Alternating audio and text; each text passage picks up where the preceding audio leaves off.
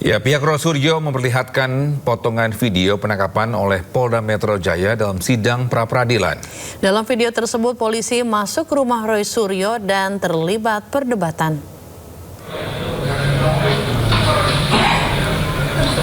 Dalam video yang ditunjukkan Roy Suryo di persidangan, terlihat petugas menggiring Roy Suryo dari lantai 2 rumahnya.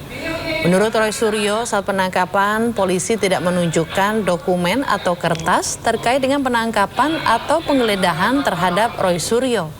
Roy sempat ajukan protes dan terjadi perdebatan. Permintaan Roy juga tak diindahkan sampai akhirnya ia dibawa dari rumahnya.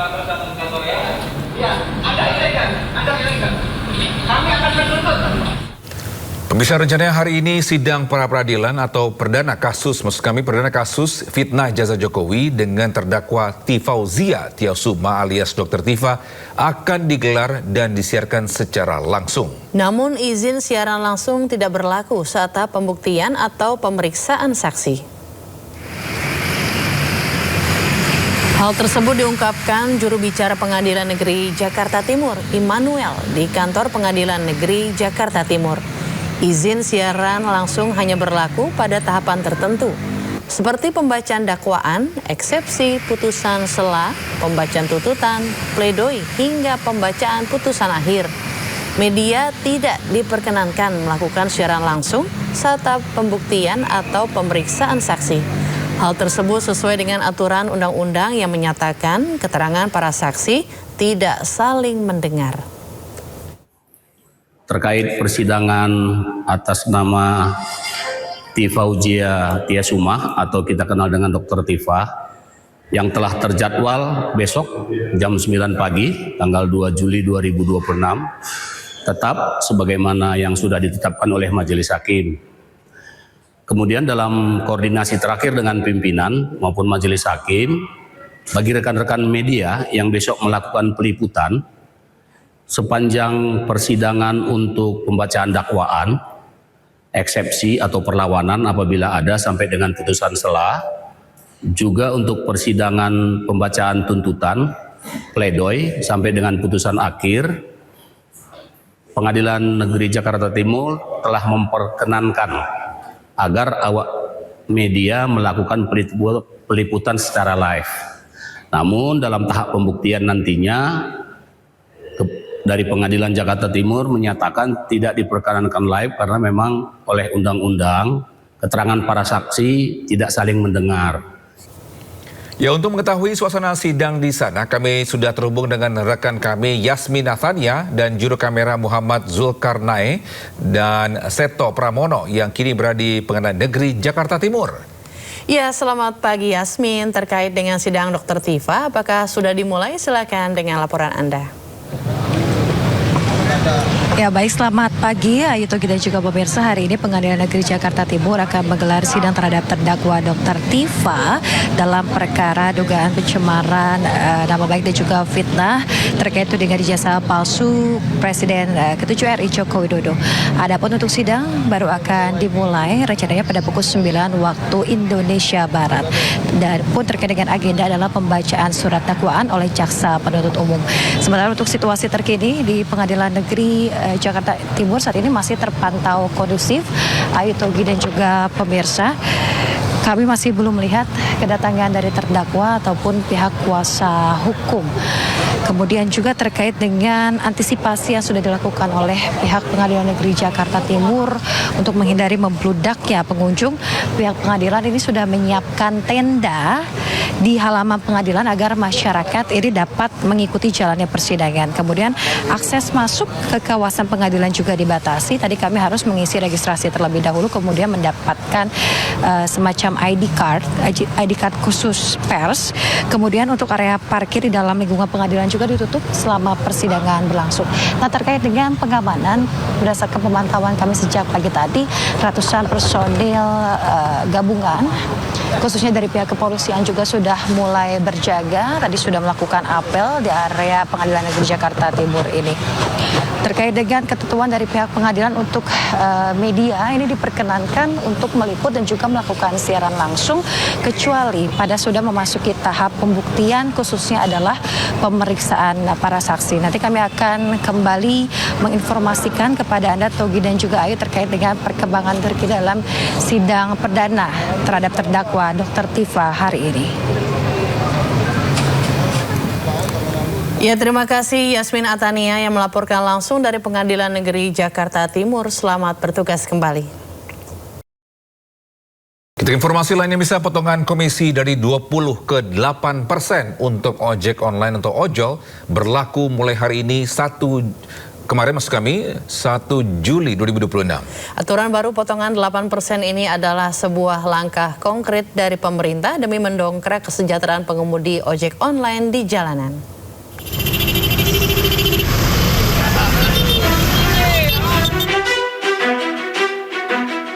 Potongan komisi dari 20 ke 8% untuk ojek online atau ojol berlaku mulai hari ini 1 Juli 2026.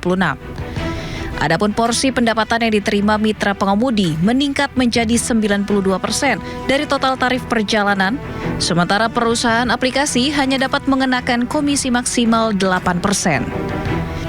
Kesepakatan itu diambil oleh aplikator Goto dan Grab saat bertemu Wakil Ketua DPR RI Sufmi Dasko Ahmad dan Cucun Ahmad Syamsurijal di Kompleks Parlemen Senayan, Jakarta. Dimulai efektif tanggal 1 Juli 2026, Gojek Indonesia akan mulai mengimplementasikan komisi 8% untuk layanan transportasi penumpang ojek online roda 2, yang kalau di Gojek kita sering memanggilnya GoRide begitu ya.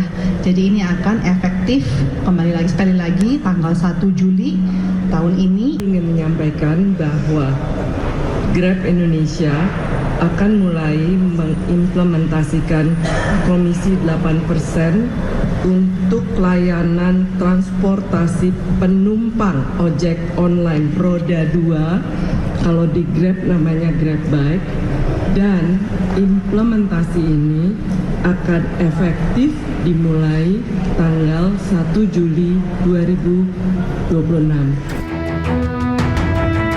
Aturan kebijakan baru yang membatasi potongan komisi aplikasi maksimal 8% untuk layanan transportasi penumpang roda 2 sebelumnya disampaikan oleh Presiden Prabowo Subianto dalam peringatan Hari Buruh Internasional atau May Day 2026 lalu. Ini adalah sebuah langkah konkret dari pemerintah demi mendongkrak kesejahteraan pengemudi ojek online di jalanan. Tim Liputan iNews melaporkan. Bisa gelombang pemutusan hubungan kerja masih membayangi pasar tenaga kerja nasional. Berdasarkan data Kementerian Ketenagakerjaan, sepanjang Januari hingga Juni 2026, jumlah pekerja yang terkena PHK telah mencapai sekitar 43.000 orang.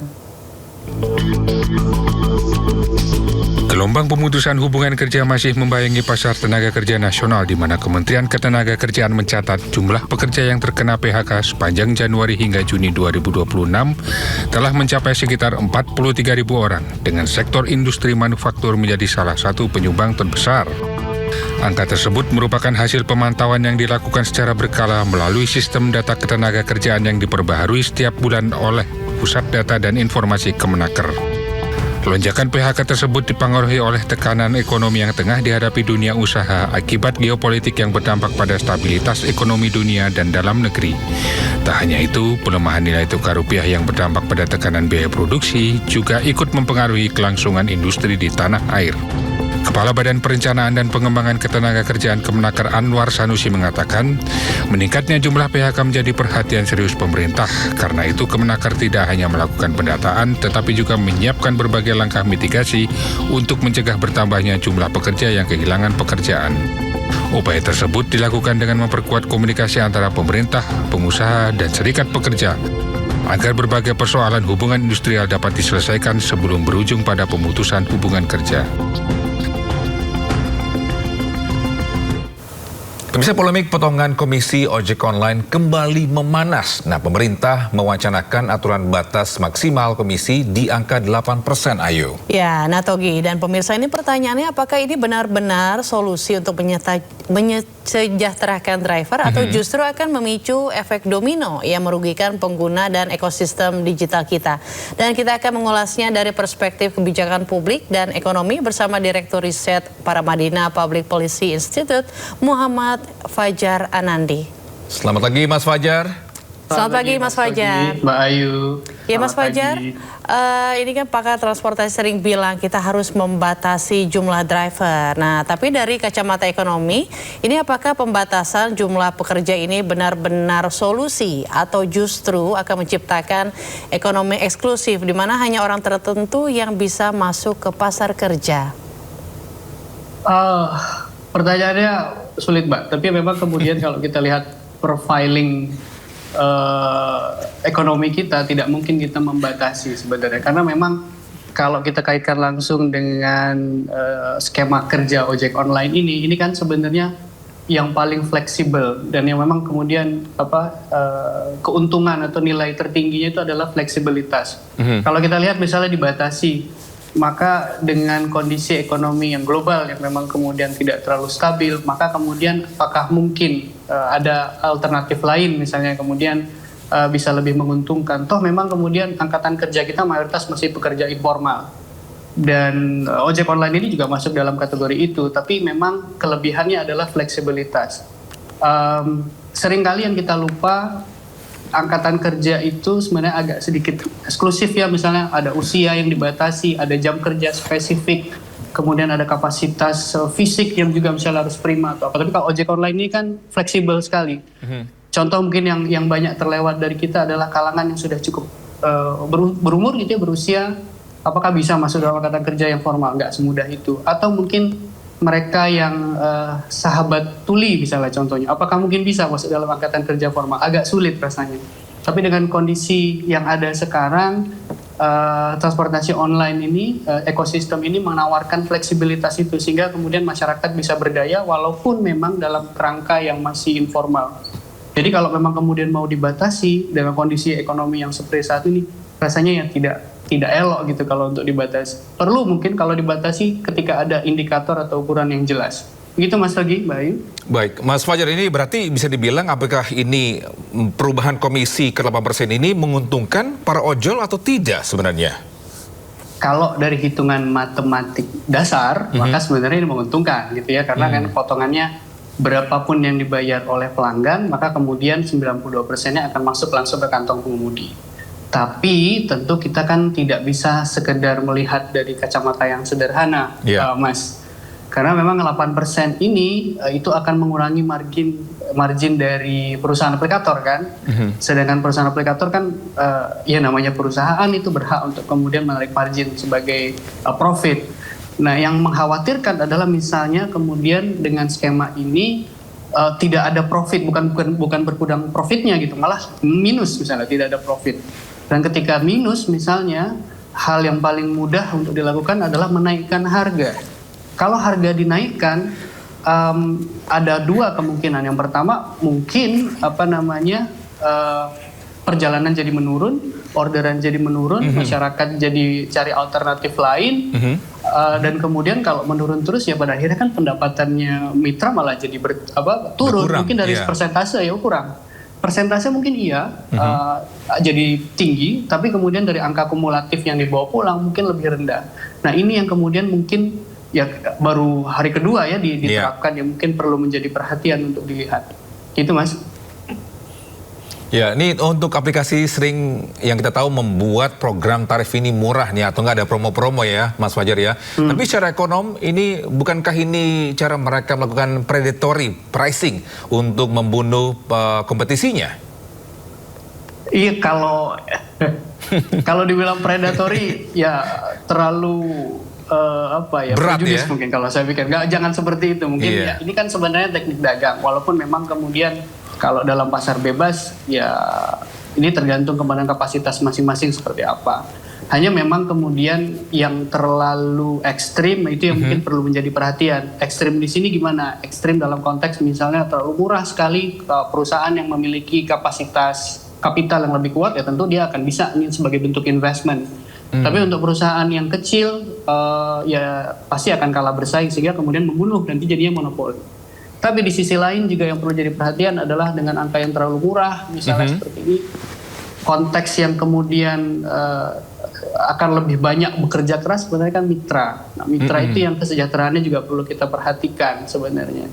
Nah, dalam konteks yang kondisi sekarang yang perlu kita cari adalah win-win solution untuk semua. Jangan sekedar kalau saya boleh bicara gitu ya, kalau kita lihat sekarang ini kan perhatiannya hanya kepada pengemudi ojek online-nya sendiri. Yeah. Tapi sebenarnya yang lebih penting untuk dilihat adalah ekosistem secara besar. Karena ekosistem ini secara ekonomi masif sekali Mas, triliunan nilainya gitu, dan itu yang perlu dijaga sebenarnya, bukan sekedar dari sisi pengemudi. Baik, gitu, tadi Mas Fajar sempat bilang ekosistem. Perubahan ekosistem apa yang mungkin jangka pendek, juga atau mungkin jangka panjang yang seharusnya mungkin harus dirubah, Mas Fajar? Kalau dirubah saya pikir tidak terlalu banyak yang harus dirubah sekarang Mas. Tapi yang perlu menjadi perhatian adalah khawatir misalnya kondisi perubahan ini akan menghasilkan disrupsi. Pengemudi ojek online itu kan tugasnya bukan sekedar mengantar orang, itu ya, itu memang core bisnisnya. Tapi terlepas dari itu kan sebenarnya juga mengantarkan barang dalam bentuk makanan dan lain-lain.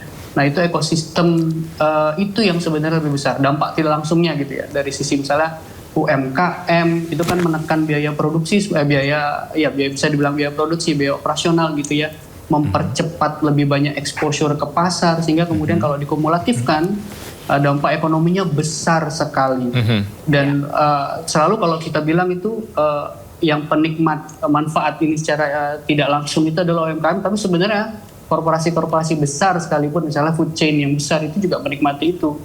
Layanan-layanan yang dulu ada delivery langsung yang cukup berbayar mahal buat harga makanannya jadi mahal, sekarang kan nggak ada dan bisa disubstitusikan dengan ojek online ini, dan itu yang perlu untuk jadi perhatian kita sebenarnya. Ya Mas Fajar, ini kan kalau kita melihat ya di lapangan nih, jika driver harus mengejar target karena pendapatan per order turun, otomatis kan mereka akan bekerja lebih lama dan otomatis mereka akan kelelahan nih Mas. Nah dari sisi public policy ini, apakah penurunan komisi 8% ini tidak malah memindahkan biaya hidden cost dari perusahaan ke biaya sosial atau kecelakaan kesehatan? Itu berpotensi sekali Mbak. Ya, kembalikan ke yang margin tadi sebenarnya. Perusahaan kan pasti akan berhitung. Ketika dengan pilihannya sebenarnya perusahaan, kadang kita terlalu prejudis gitu. Kita memikirkan mereka bagaimana mencetak keuntungan setinggi-tingginya sebesar-besarnya. Tapi di sisi lain pasti mereka akan berhitung bagaimana caranya tetap ada win-win karena saling butuh satu sama lain. Interdependent satu sama lain kan antara mitra dan juga kemudian perusahaan. Nah, kalau dengan kondisi 8% sekarang, itu sebenarnya jadi terjepit ya perusahaan. Mau gimana caranya? Pasti mungkin pilihan yang paling masuk akal, menaikkan harga sedikit mungkin. Kalau dalam riset kami terakhir itu misalnya masyarakat itu angka psikologis paling tinggi hanya Rp5.000. Lebih dari Rp5.000 mungkin akan mencari substitusi lain. Apalagi kalau di Jakarta gitu, transportasi publiknya sudah bagus. First mile sampai last mile juga sudah oke, dan orang mungkin akan tergerak untuk berpindah. Itu akan jadi masalah satu. Dan yang kedua adalah ketika misalnya tidak dinaikkan harganya, tapi kemudian manfaat-manfaat yang sebenarnya dirasakan oleh pengemudi juga ditarik, itu kan jadi masalah juga nantinya. Ya, betul, karena ketika misalnya seperti Mbak Ayu tadi sampaikan, kalau pengemudinya kelelahan, lalu kemudian sakit, tidak ada tunjangan kesehatan dan sebagainya, misalnya ditarik, dikurangi, jadi masalah lagi. Nanti yang dipersalahkan perusahaan lagi gitu. Padahal sebenarnya kondisinya memang yang terjepit, dan itu yang perlu untuk menjadi perhatian dan sama-sama dipetakan kira-kira solusinya seperti apa. Iya betul, sama-sama ya Mas Fajar ya. Nah secara riset ini, apakah penurunan komisi 8% ini berpengaruh pada kualitas layanan? Misalnya nih, apakah driver jadi lebih selektif dalam memilih orderan, dan mungkin apa dampaknya bagi masyarakat yang membutuhkan layanan cepat, Mas? Nah, kebetulan saya perlu sampaikan riset kami belum ke arah sana. Maksudnya kami tidak menyentuh soal yang 8% ini secara spesifik. Namun dalam proses riset kami yang kami jalankan, memang penurunan harga atau kemudian kenaikan harga ini akan sangat berpengaruh. Dan memang karena mitra kan sebenarnya ada sisi independensi yang dimiliki oleh pengemudi. Dan dia bisa milih tuh mau ikut ngambil ini atau tidak, harga ini tidak atau tidak. Tapi masalahnya dalam proses algoritma itu pun juga jadi catatan performance. Ketika misalnya terlalu selektif, tidak diambil, beberapa kali di skip, itu akan jadi catatan performance yang akan mempengaruhi fleksibilitas mereka untuk dapat pesanan lagi. Dan ini yang ya tentu akan berpengaruh misalnya gitu. Tapi kalau masalah selanjutnya dilihat adalah bukan sekedar kelangkaan nanti ya pengemudinya selektif atau apa, tapi juga akan berdampak kepada masyarakat pengguna, akan jadi sulit. Dan sebenarnya secara tidak langsung ya mungkin mempercepat, maaf saya harus sampaikan gitu ya, mematikan atau bikin kolaps ekosistem ini. Karena kan saya bilang tadi substitusinya sudah mulai ada untuk Jakarta, tapi untuk kota lain ya mungkin belum sebagus Jakarta begitu ya. Tapi dengan kebijakan baru kayak gini, Mas Fajar, apakah juga akan memicu lahirnya platform-platform lokal barukah?